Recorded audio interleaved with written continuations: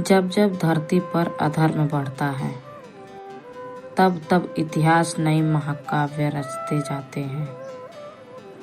यह कहानी है उस समय की, जब भारतवर्ष पर शासन करता था हस्तिनापुर, एक ऐसा राज्य जो शक्ति से अधिक वंश और धर्म का महत्व था। हस्तिनापुर के राजा थे शांतनु।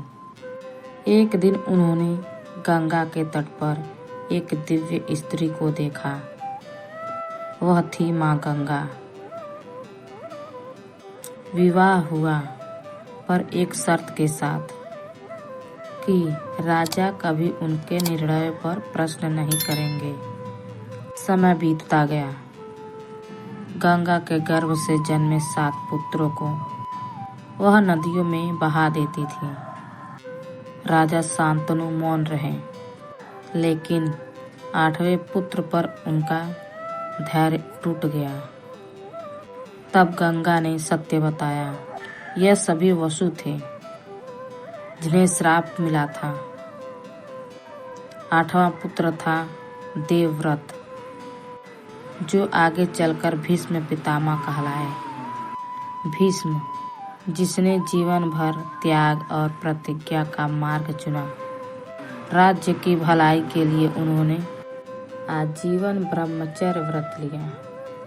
राजा शांतनु के बाद हस्तिनापुर की गद्दी आई विचित्र वीर्य के हाथों में, पर उनका अंत जल्द ही हो गया। वंश को आगे बढ़ाने के लिए ऋषि व्यास का आगमन हुआ। उनसे जन्मे धृतराष्ट्र पौंड।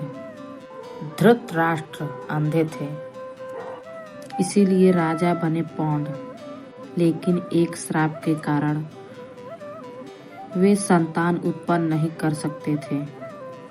तब देवताओं के वरदान से जन्मे युधिष्ठिर, भीम, अर्जुन, नकुल और सहदेव, 5 पांडव, और धृतराष्ट्र से जन्मे 100 कौरव, जिनमें सबसे बड़ा था दुर्योधन।